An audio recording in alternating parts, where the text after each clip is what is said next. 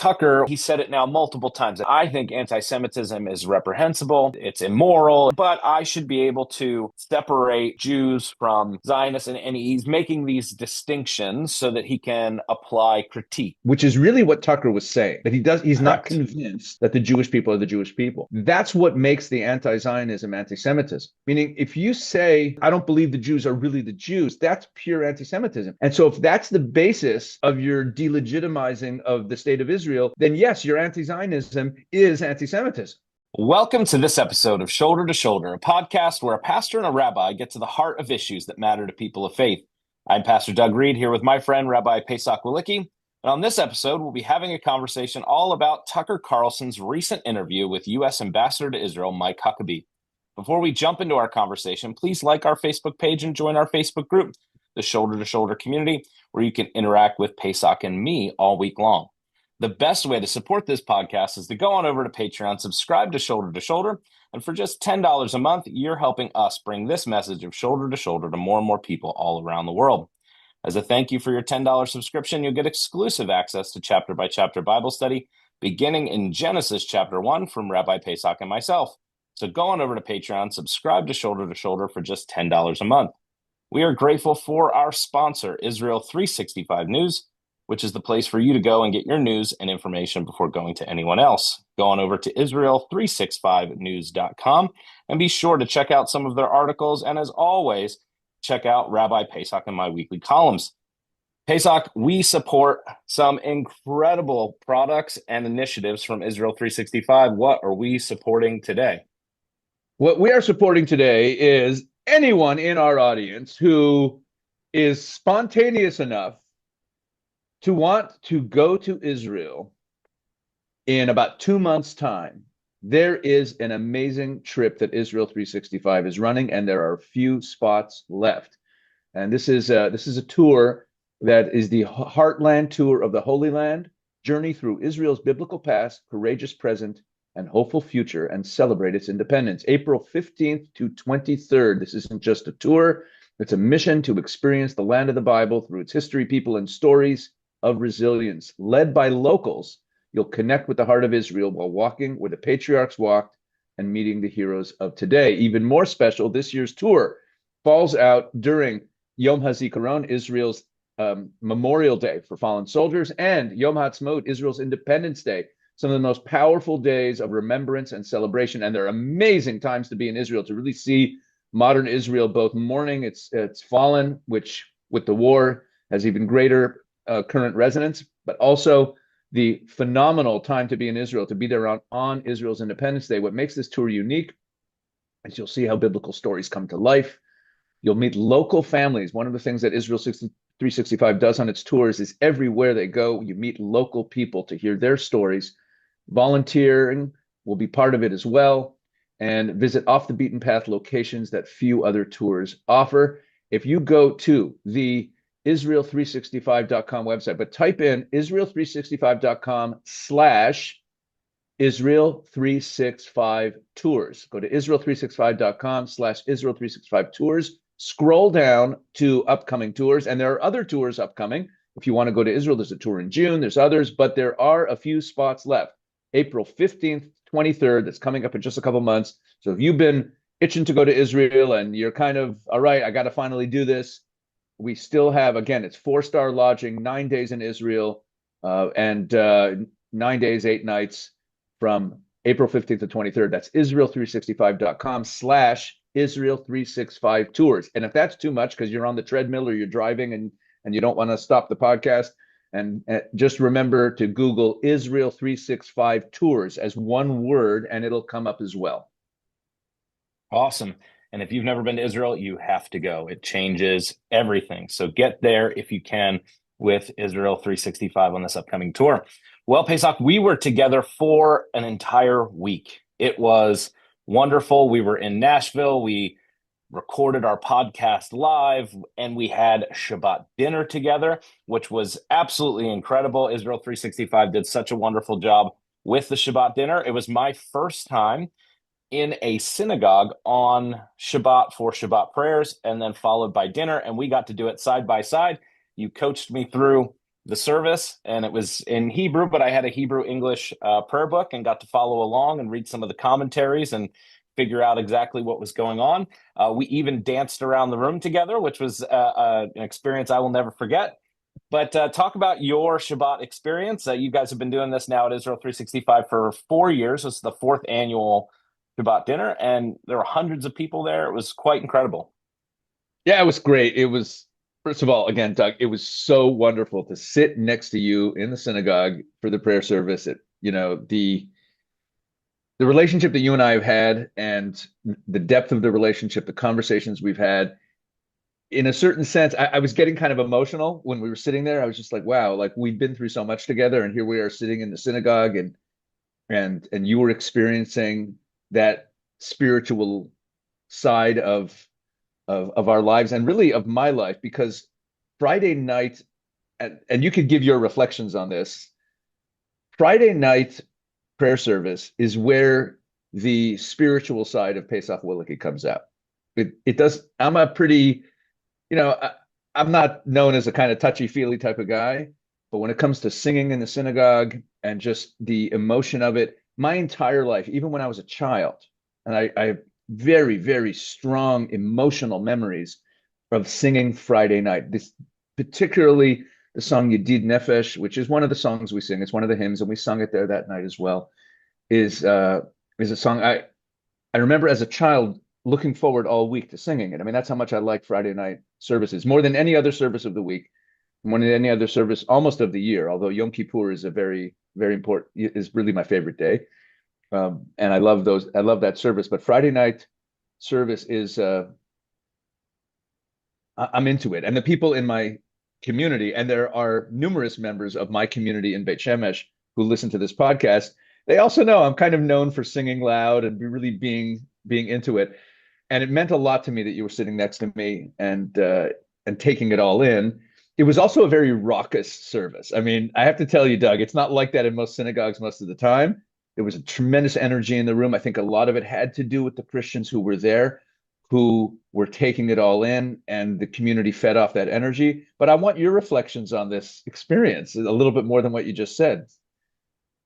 Well, I would say, first of all, to be in a room like that in mixed company with a former member of Knesset dancing around the room with you was quite interesting.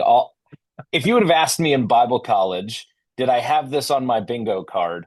There's no way it would have been on my bingo card to be in an Orthodox synagogue in Nashville with 200, people experiencing a Shabbat prayer service and essentially reading the Psalms and praying the Amidah that you guys begin with, that personal reflection, and then doing it corporately was really beautiful. But I'll say the two things that I think stood out to me were, number one, all of our services in church have microphones and sound systems, and it's a very controlled environment. The people who speak are staged, and you know exactly what's going to happen.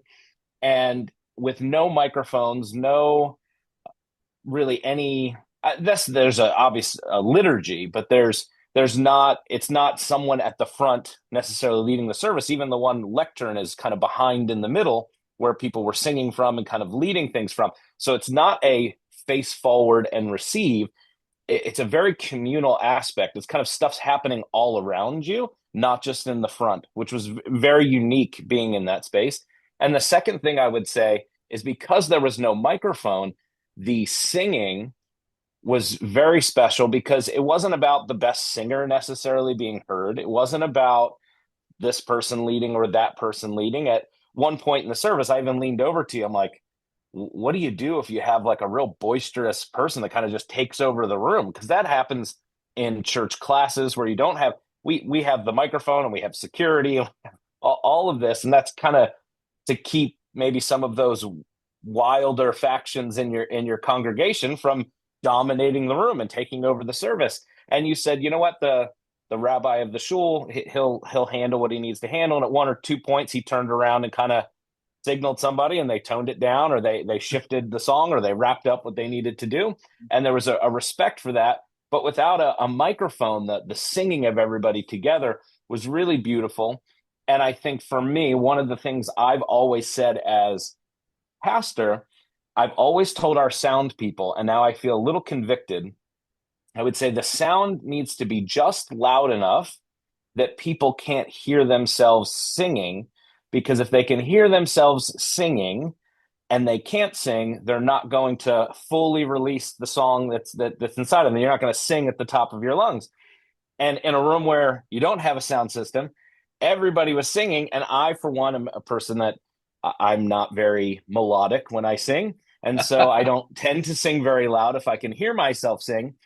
And there was a beauty in the corporateness, and it wasn't about the performance or the production value of the service. It was genuinely just about the prayer and the Psalms and entering into this space, both individually and communally. So that's what really one of the things personally that stood out. And then obviously being in that space, it was my second time in a synagogue. The first time was for a Purim event, which was a lot of fun back in 2016. But all of my Jewish Christian relations content stuff, events, all happens in ballrooms and in extra events. I very rarely have been to a synagogue. So it's very special. And we do a very abbreviated Shabbat in our community in the sense of prayers. We do the bread, we do the Kiddush, we do the lighting of the candles, and then we have a meal. The full service was very, very beautiful and understanding and welcoming in the Shabbat at the door. There was just lots of parts that I'd heard about and I'd read about in other books, but to be there and experience it from start to finish was very special. Wow, I'm wondering if we should just scrap what we were planning to talk about on this episode and talk about this. What you just said is so interesting about the difference between what happens in church, which is essentially a performance that people are watching, versus what happens in the synagogue, where, and as you pointed out, the leader was in the middle of the room and everything's happening around the leader. And no one's, even when the leader's at the front of the room, you notice for the second half of the service, he moved to the front. He was Correct. on the same level as everyone else. He wasn't on top, and he wasn't facing the people. Everyone's facing in the same direction, meaning it's not a performance you're watching. And I'm happy that you said that, because one of my reflections over the years being in church is that it's way too much of a performance. Now, I'll tell you, there's one church that I've visited a number of times in Sioux Falls, South Dakota. You know that I'm connected to a number of churches in Sioux Falls, South Dakota. Probably have a few listeners there because it's one of the communities I've visited the most over my years in Jewish Christian relations. And there's one church there, pastored by Pastor Jeff Hayes, a wonderful person. And it's a small church. His main ministry is giving out food to poor people, and he runs these massive food giveaways, and that's his main ministry. But he also has his church, and that's what it all comes out of. And it's a small church, and they use an old hymnal, and everyone opens up their hymnal and they announce which hymn they're doing, and they all sing the hymn together. Now there is someone playing the organ. It's like a really old-fashioned church, and he intentionally has church this way because there are people who want that.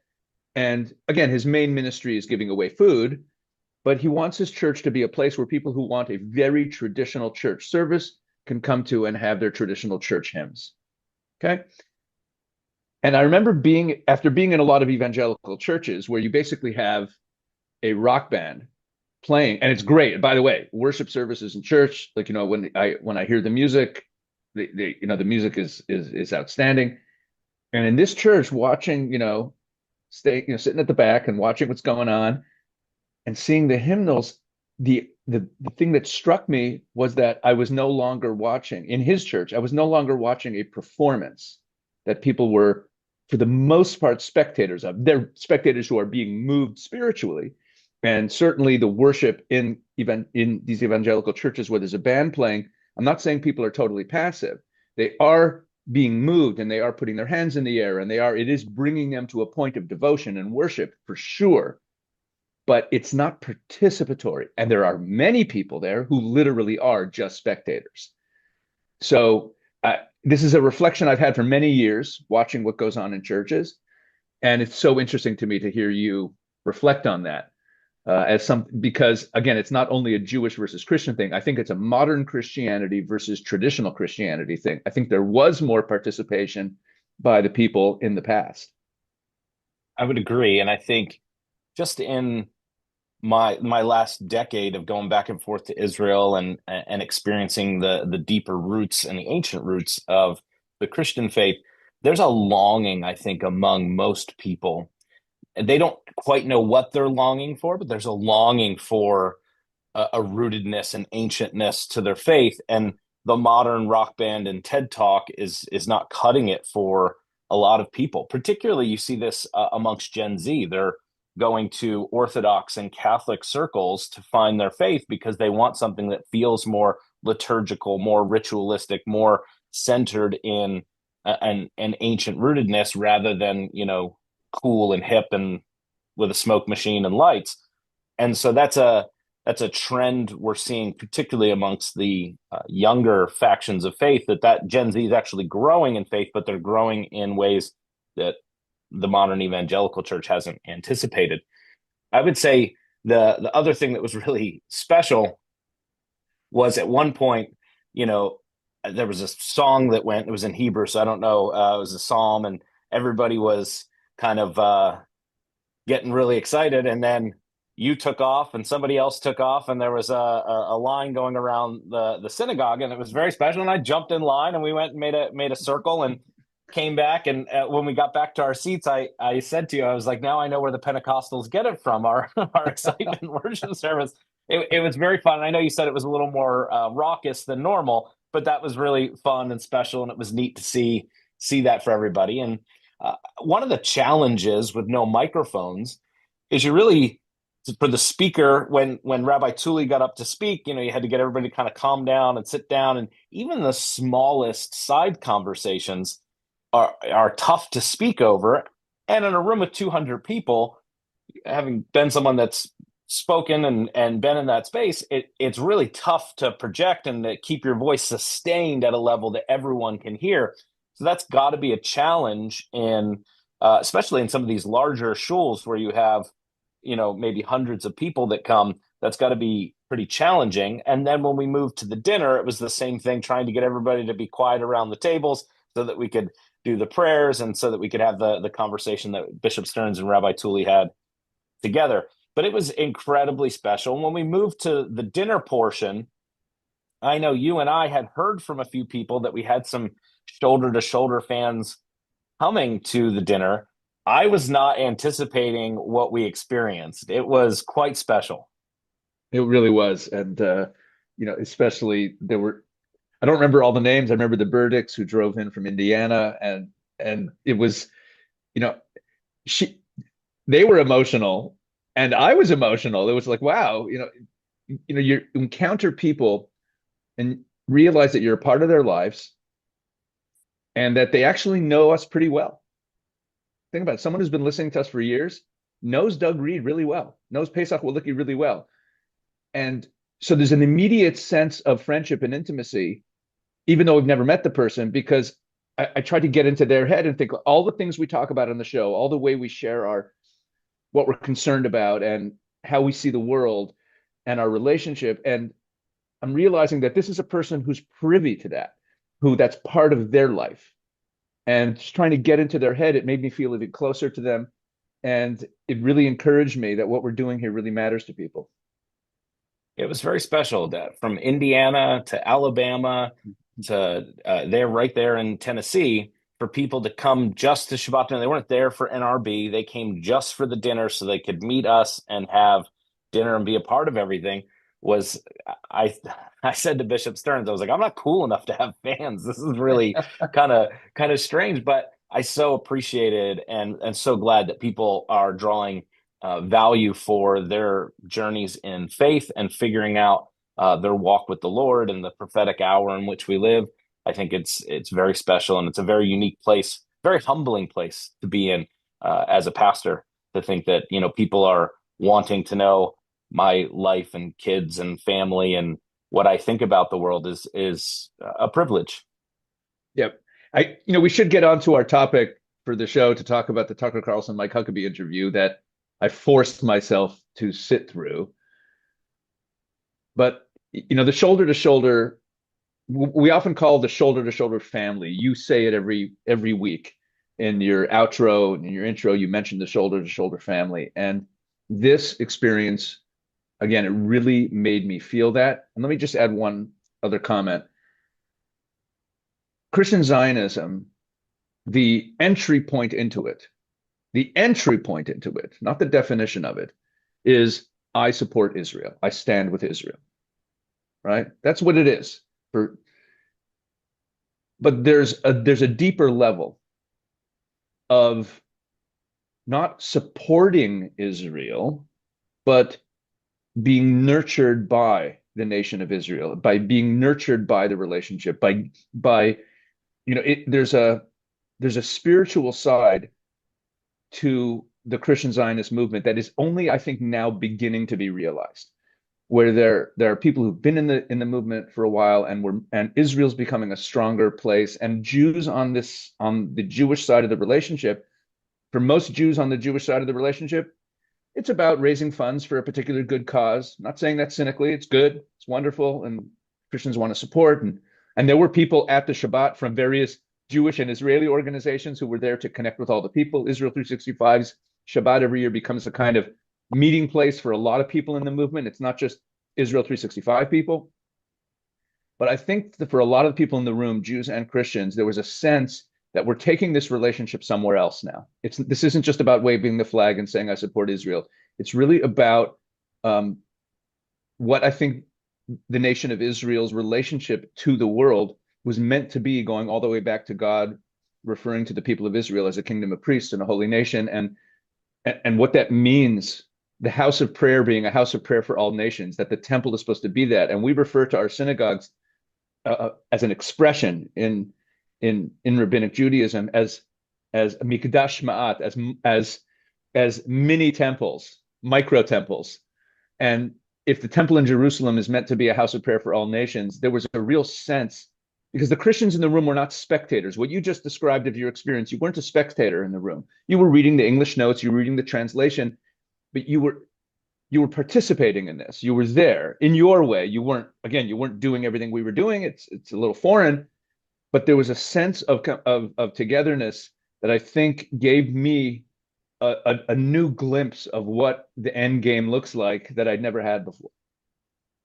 Yeah, it was very beautiful and it was very moving. I know a couple of folks on the Eagles Wings team that are newer to this space were very touched and very emotional about it. I will have lunch and get a debrief from a few of them later this week, but it genuinely was a different experience for everybody all the way around, in the best way possible to use the word different. It just was unique and special, and I look forward to doing it again. You and I have often talked about joining up for Yom Kippur, and God willing, we'll be able to do that here in the years to come. Look forward to experiencing that. I know it's your pinnacle, your highlight of your year, and so I want to come to the synagogue with you and experience that. And I know it's rather intense, and there's fasting, and it'll be a little different on the service side of things. But as a Christian, to connect to that space and those traditions and the biblical narratives that we share was really beautiful. To read the Psalms and to be able to sit side by side and look at the text. And you and I, and they didn't have any qualms about this. Rabbi Tully and Bishop Stearns, I thought, did a great job expressing, hey, there are plenty of differences here. We're not asking for us to understand, and we're not going to navigate and fix all of the differences. But the 95%, when you and I sit down and look at the Psalms, we're seeing them as the inspired word of God. And so it was easy to sit there side by side and go, yes, we are worshiping the God of Abraham, Isaac, and Jacob. I see that through the lens of Jesus as my Messiah and coming and bringing me into this covenant. And I think even Rabbi Tully used that, the idea of grafted in and rootedness and all of that language, which is very Paulian language. And it was just very special. It felt right, and it was easy to step into a service like that. Awesome. Okay, I think we told people in the title of this podcast, which hasn't been made yet, but I'm sure it'll say Our topic is the Tucker Carlson, Mike Huckabee interview. So let's just talk about a few points that are in there, a few points that need to be made. I have to say, before you go, Doug, I can't listen to Tucker Carlson. I have a hard time with it. And it probably has to do with the fact that before he left Fox, I was a massive fan and listened to him every day. And I want to give a shout out to my dear friend, Grayson Levy, who many years ago, when Tucker was on Fox and I was a huge fan, and he also watched him every day, said to me, I think that Tucker doesn't like Israel. And I was like, why? He never says anything anti-Israel. And he said that's exactly it. He never even talks about Israel. Even when Israel's the top story in the world, he avoids the topic. And he's at Fox, and Fox is a pro-Israel network. And the fact that he never even covers Israel stories makes me suspect that he hates Israel. And then he left Fox and he went off the rails. And my friend Grayson was like, "Aha, you see, I was right," and he was right. But so I don't listen to Tucker much. I avoid it. He grates on my nerves. All of the affect, I can't. And I was dreading sitting through it. And my dread was confirmed. I did not enjoy it at all. And I'm not talking about whether it went well or went badly for Mike Huckabee or for Israel. I'm talking just like it was an irritating, frustrating conversation. If I was sitting in an airport lounge and listening to that conversation, I would not want to eavesdrop on it because it would irritate me so much. I found it an irritating conversation. So I'll tee that. So that's my tee up to you, Doug. Give me your reflections. What did you notice in this interview? So I think before we get to the interview, we have to address the fact that Tucker took 24 minutes to introduce the interview. 24 minutes, where he began with, it's never about the backstory, but now I'm going to give you 24 minutes of backstory. It's never about the interviewer, but let me talk about myself for 24 minutes. That I found incredibly disingenuous and super frustrating, because you wanted to give this interview that was supposed to be it's supposed to be objective, and it's supposed to be about the Clearing the air. ambassador's It's supposed to opinion. be about clearing the air. And all you Right. did was set it up, and you slanted it, and you literally positioned it so that whoever's going to listen to this is going to get all of this jumbled mess, and then you can hear what the ambassador says. But it's all painted already. It's already. So that was frustrating. I felt that was pretty disingenuous and contradictory, because he kept saying, well, I never do this, but now I'm going to do it, and I never do this, but now I'm going to do it. And that was frustrating at the beginning of the interview, because I felt it was poor form from a quote unquote journalist. And then I thought the content and the way that Ambassador Huckabee handled himself, I thought he handled himself quite well, certainly better than Ted Cruz and others that have tried to step into the pro-Israel space. Ambassador Huckabee obviously he was a pastor, he was a governor, he's very well spoken. So I thought he did well. I didn't think that he necessarily stumbled or bumbled over anything. I thought some of the questions that Tucker answered were kind of all over the place with certain things. He was like just grabbing at this and grabbing at that. But some of the interesting points that were in the conversation, and the thing that got the highlight that we have to talk about, is when Ambassador Huckabee talked about he would be fine with Israel taking all of the land. And that became a headline, and he's since went and clarified, because Jordan and Egypt and others all came out and said, whoa, whoa, whoa, whoa. What are you talking about? And his whole point in that was the way that Israel has been conducting themselves and the way that this has been going. I'd be fine if they took it all. That's the way I took it anyway in the interview, and the way that it got chopped up and slanted. But that does raise an interesting question, particularly for our listeners, because many of our listeners are not coming at this through a geopolitical lens. They're coming at it from a spiritual lens. And we would say that we believe the promise to Abraham and the Bible speaks to those things. So what do we do with that forget the geopolitics for a minute, forget what's practical, possible, who's upset, all of that, from to be a principled interpreter of the Bible. We would say that what God says and what God has promised, he will deliver on. And God gives a pretty big swath of land to Abraham. And that never really comes up, because politics isn't about necessarily what God said. Politics is about what's possible and what could be. And in this case, obviously, Ambassador Huckabee was speaking more hyperbolically than he was necessarily practically or geopolitically, and he probably stepped in it a little bit. But spiritually speaking, biblically speaking, if we're going to use proper hermeneutics and we're going to hold to our core principles, then we would have to say that all the land that God promised to the Jewish people is the land that God promised to the Jewish people. I disagree. Fair? No, even at a biblical level. Let me explain. Okay, give it to me. And by the way, I like Ambassador Huckabee. I've had the opportunity to meet him a number of times, including privately, and he's a great guy. I'm going to be very blunt here. I think he did not prepare for this interview. And if he prepared terribly inadequately. And it showed in a number of places. I'll get to this exact question you're asking in a moment. It showed in a number of ways that he did not really prepare properly. But even biblically, and this is something a lot of this isn't a Jewish thing. I think a lot of listeners might, even who know the Bible pretty well, might miss this. When the nation of Israel, God makes that promise to Abraham. Yes. That this is the land I'm giving.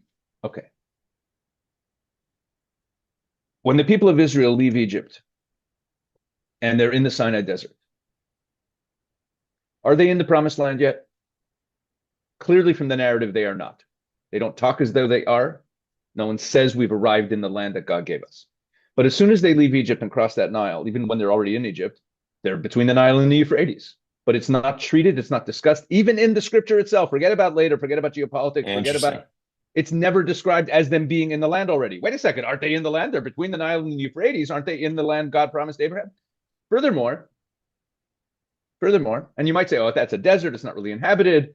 There weren't borders back then. Borders were just determined by the outermost edges of inhabited areas. That's the concept of borders as we know them, lines on maps, is a very modern concept. Borders used to just be whatever your furthest most settlement was the edge, and beyond that there was a concept of no man's land, of just areas that were ungoverned. Right, the whole world, the old world was different than the new world. We have a different. So when God says, okay, but there is a concept of borders in the Bible for the land of Israel. But when God says, I'm giving it to you from the Nile to the Euphrates, what Huckabee's answer should have been, he says, wait a second, Tucker, you know the Bible. How come Moses rebukes the tribes of Reuven, Gad, and half of the tribe of Manasseh? He really rebukes Reuben and Gad. Half of the tribe of Manasseh tags along afterwards. These two tribes that want to stay on the eastern side of the Jordan River. And God tells Moses on the eastern side of the Jordan River that he will not be allowed to go into the promised land. Moses is between the Nile and the Euphrates at the time. Fascinating. But he's not allowed into the promised land. Okay. And Reuben and Gad get rebuked for not wanting to go into the land God promised. And they're between the Nile and the Euphrates. So this was just a blown. It was just a dropped ball. There were a number of places in this interview where I was just banging my head against the wall because I felt that Mike Huckabee had not anticipated the questions he was going to get asked, I don't think he did a good job. A lot of people are praising him on our side. I think what's happening here is the people on Tucker's side are praising Tucker for doing a great job. The people on Huckabee's side are praising Huckabee for doing a great job. I don't think it went well. If I'm an America First young person watching this, I am horrified at the fact that the U.S. ambassador came across entirely as a defender of Israel, and that rubs me the wrong way. I was not impressed. I wasn't impressed with the whole thing. I didn't like either of them in the interview. I love Mike Huckabee, but there were a number of things in the interview that bothered me. But on this point, this is the correct pushback. The correct pushback isn't, well, Israel's not trying to conquer those territories, and Israel is satisfied with only having less than what God promised. That's not the right answer. The right answer is that even in the very text you're quoting, in the Pentateuch, in the Bible, not so many chapters later, those parts of Israel are not considered Israel. Even in the Bible itself, they're not considered part of the promised land.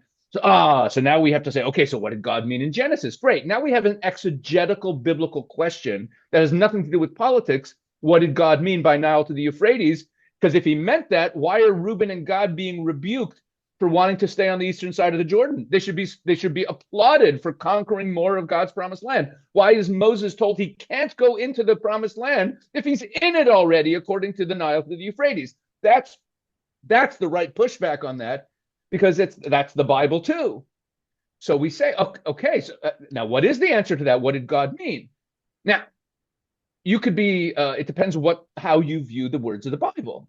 If you are like Doug Reed and Pesach Wolicki, who takes the Bible as the inerrant word of God and takes prophecy and eschatology in the Bible seriously, so you have to ask yourself, okay, what does it mean? God's promise can't go unrealized. So we have a contradiction now. There's borders of the land, Jordan River to somewhere in the Negev, that are considered, even in the Bible itself, even in the book of in the book of Deuteronomy and Numbers, to be the borders of the land of Israel. And yet God said Nile to the Euphrates. So I would say eschatologically, in terms of where we are right now, that there's different types of sovereignty.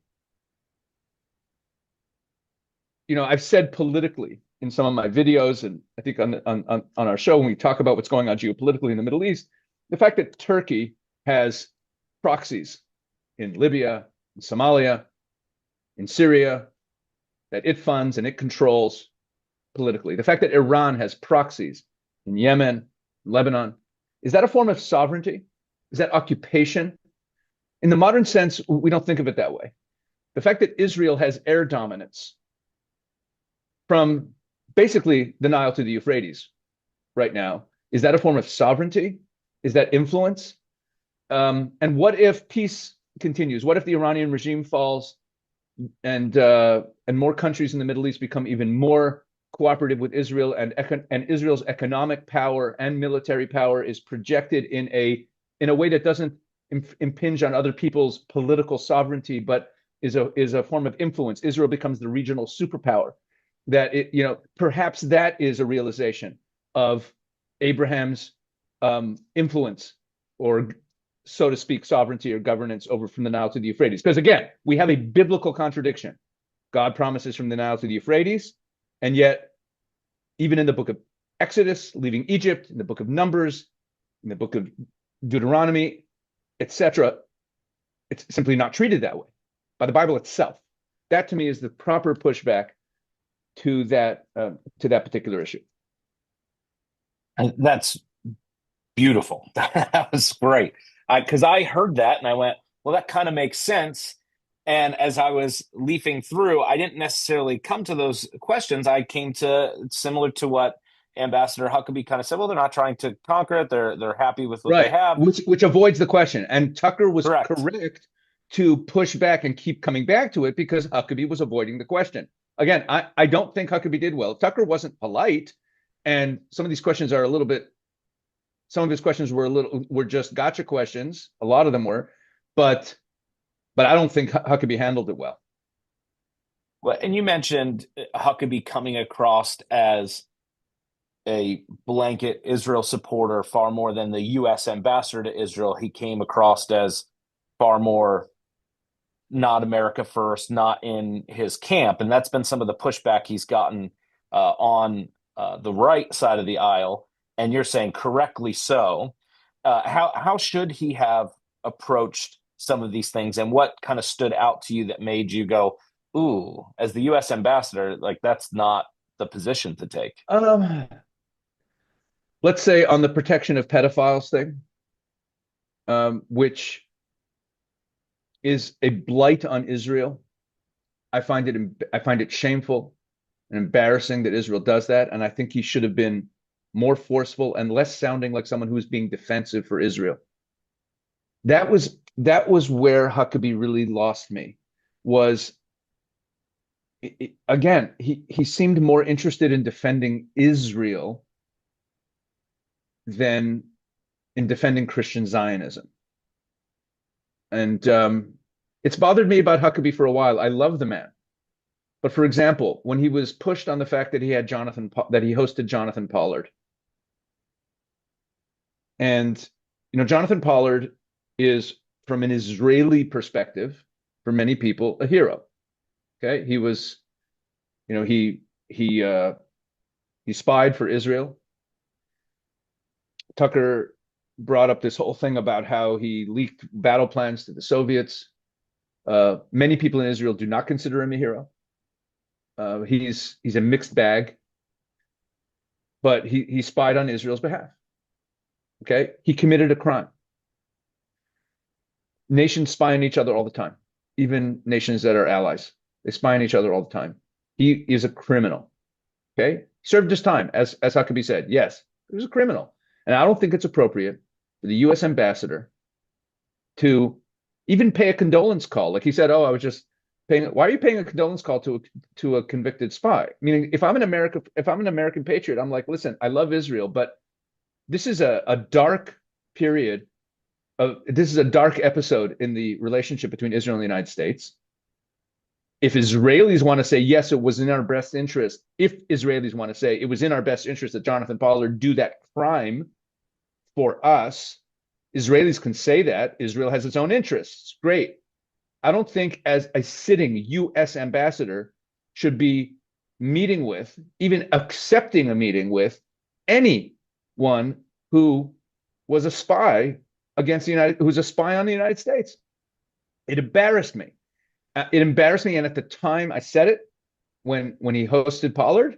And I'm someone who, if you go back to the early 90s, the beginning of my political activist career, I was active in the Pollard campaign because he got a sentence that was too severe. Huckabee brought up the fact that he got a very severe sentence and he served it. It's true. And the Free Jonathan Pollard campaign was not about saying he was innocent. It was always about, and it was a campaign, Doug, before you were involved in this movement. It was a big campaign in the pro-Israel movement. It was a campaign saying he got a punishment that was not commensurate with his crime. That's what it was about. But that doesn't mean that we honor the guy. That doesn't mean that we right. But again, if Mike Huckabee, Christian Zionist, host of his show on TBN, wants to honor Jonathan Pollard for helping Israel at a time that the United States might have been concealing information that was that related to Israel's national security as a spy for Israel, and he wants to meet with him because he's a Christian lover of Israel. Wonderful. You're a sitting ambassador of the United States. I thought that was, I think Huckabee should have said, I shouldn't have done that. And had he simply said, I shouldn't have done that, I think it would have played a lot better than making it seem like it was no big deal. Of course. Well, and I think Tucker, one of the interesting points that I found that he gave that I looked at and I went, okay, that's interesting. And I think it's actually worth us talking about the principle. I think his motivations in saying some of it is really to give himself air cover on kind of what he does. But he was making the point, and he said it now multiple times. I've seen several clips elsewhere, not just in this interview, where he was like, listen, I think anti-Semitism is reprehensible. I think that, it's immoral. He makes this kind of disclaimer, but I should be able to separate Jews from the Israeli government, from Zionists, and he's making these distinctions so that he can apply critique. I think there is validity, as you were just doing right now, in holding a position where we support Israel's right to exist. We stand with the Jewish people, but then we can critique policies of the Israeli government, just like we critique policies of the American government. And I understand Tucker's coloring that to give himself air cover to do some of the things that he does that you and I vehemently disagree with. But is there validity to his principle and to his point that one can hold the position that anti-Semitism is immoral, and yet I can hold these separate distinctions and critiques of the Israeli government or of certain factions within the Jewish people? Is that a fair assessment and principle? It all depends how it's done and what exactly is said. Look, the problem with drawing a distinction between anti-Zionism and anti-Semitism at this point at this point in time is that the Jewish people are a nation. And this also speaks to a larger issue that they just kept talking past each other and arguing about that I think Huckabee handled very poorly, which was this whole issue of the identity of the Jewish people and who's legitimately a Jew, which Tucker kept circling back to. And it was the most annoying part of the conversation, without question. It was so irritating listening to them and it was irritating because not because they were arguing or disagreeing, it was irritating because they were talking past each other and repeating themselves, and it was bad TV. It was, but it was. But the problem is that the only way you can believe that the Jewish people do not have a right to their own homeland in the land of Israel is to not believe that the Jewish people are the Jewish people, which is really what Tucker was saying, that he's not convinced that the Jewish people are the Jewish people. That's what makes the anti-Zionism anti-Semitism. Does that make sense? That's what makes it anti-Semitic. Meaning, if you say, I don't believe the Jewish people are a people, or I don't believe the Jews are really the Jews, that's pure anti-Semitism. And so if that's the basis of your delegitimizing of the state of Israel, then yes, your anti-Zionism is anti-Semitism. If you say, I agree that the Jewish people have a right to have a homeland in the land of Israel, but I think they're corrupt, and I think that their policies harm America, and I think that they're bloodthirsty, you want to say all of that, you might just hate the political state of Israel. But the problem is that, Tucker wants it both ways. He wants to question the legitimacy of Jewish identity, but then say, I'm only criticizing the state of Israel, I don't hate Jews. You follow? So he's actually playing a double game. When I'm criticizing Israel, I'm just criticizing Israel. I'm not criticizing Jews. I'm just criticizing the state of Israel. Why is that anti-Semitic? But then I'm not convinced that the Jews are actually the Jews. You see what I'm saying? He's doing both, and hiding behind his criticism of Israel, hiding behind the fact that he's just criticizing the state of Israel. But he's not. He's actually questioning the Jewish identity of today's Jews. Right, and that's what I meant by giving himself air cover. But I think you're validating my point that there is space to hold an intellectual belief that the Jews have the right to their homeland, that this is the prophetic fulfillment of prophecy, and I may not agree with everything that the Israeli government does, in the same way that I'm a patriotic American that loves my country, and I may not agree with everything that the White House does. No, I think that's a Israelis totally don't agree place. with. There's a lot of Israelis who don't agree with everything. In terms of everything the Israeli government does, most Israelis don't agree with everything the Israeli government does, and a good portion of Israelis also think that Prime Minister Netanyahu is a manipulative, lying, person. I personally have very mixed feelings about the man. I do believe that he's the best prime minister for us right now, and I'm grateful for a lot of the things he's done. And I've been a big flag-waving fan of his in the past, but I also see massive flaws in the person in terms of his personality, and I do believe he is a manipulative person. So when people look at him and think he's manipulative, that ain't anti-Semitism, unless, of course, it means they think that the Jews are manipulative. But yeah, the problem is that Tucker pretends to be like, well, I'm just criticizing the state of Israel. I'm just criticizing political. If I criticize Israel, I'm called an anti-Semite. Yeah, but you're also questioning the Jewish identity of Jews. That's like ultimate anti-Semitism. I think it would be fascinating for us to do an episode on that, the history of the Jews in that way, tracking it all the way back to biblical times, having an expert on to do that, because it is a conversation that comes up on the far right in some of those MAGA camps. I think it would be fascinating for some of our listeners to understand that the Jewish people have been the Jewish people for thousands of years, and there's a continuity to it. There's a continuous, kind of lineage. I think that would be a fascinating conversation for us to have. I think as we kind of wrap up the interview, I thought I'm being a bit more generous to Ambassador Huckabee, but I happen to very much like his affect, and I like the way that he Yeah, approaches he's things. wonderful. He's And so I wonderful. give him the benefit of the doubt. And so I would say that was my conclusion on the interview. If you came watching this interview and you agreed with Tucker and you liked Tucker, didn't move the needle for you. If you came into the interview and you liked Ambassador Huckabee and you're in the pro-Israel camp and you in that, it didn't move the needle for you. You went, okay. And that was kind of the way that as I wrapped up the interview, I went, I don't think this is going to necessarily move the conversation forward one way or the other. I thought Ambassador Huckabee did just fine. And to your point on a couple of those things, sure, could he have done better? But I kind of expected what we got from Tucker. I was very surprised by the 24-minute introduction. And I think that overall, it's going to be a Oh, blip on the radar. it wasn't just a 24-minute introduction. Uh, Eitan Fishberger, who we've had on the show, did some number crunching on what happened in this Okay. interview. Tucker Carlson spoke for 59.8% of the time, with Huckabee speaking for 40.1% of the time.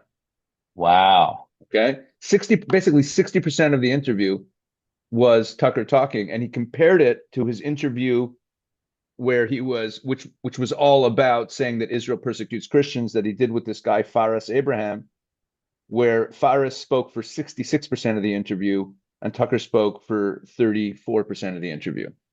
And Eitan, if you go to Eitan Fishberger's Twitter, which you should follow, everyone in the pro-Israel space should be following Eitan Fishberger on Twitter. You'll also see where he has some other statistics about the interview in terms of how long Tucker would let Huckabee speak for before interrupting him, how many times he interrupted him, and he compares it to other interviews that Tucker has done. And you see here that Tucker really did not let Huckabee speak. If you're interviewing someone, the interview should not end up that you spoke for 60% of the time. Correct. Our best interviews on Shoulder to Shoulder. Our best interviews here are when we get a guest and we ask a question and they pontificate. And then we shut they're up. the expert. They're the reason that they're on the show. You know, when we have an episode like this, we get to pontificate and talk and think through stuff. So I don't think it moved the needle for either the pro-Israel crowd or the anti-Israel crowd. I think if you came to the interview with your preconceived ideas, you left with them, and overall, it's not gonna shatter the planet, change anything. So I think I think it was it's worth watching just to get a sense. I was just disappointed. Like, as much as you say it didn't move the needle, but the problem is that it didn't have to be that way, because Huckabee could have prepared better for these questions. He could have known, for example, he could have known the casualty numbers in Gaza. He didn't know them because this stuff has been published already. He could have known there's things that he could have, that I felt that it was malpractice by his team, by whoever's around him, that he was not better prepared. And again, I say this as an admirer of his. I like him. I think he's a wonderful person. I'm not sure he did the best job, but that's it. It's over. It's behind us, and hopefully I'll never have to watch that again.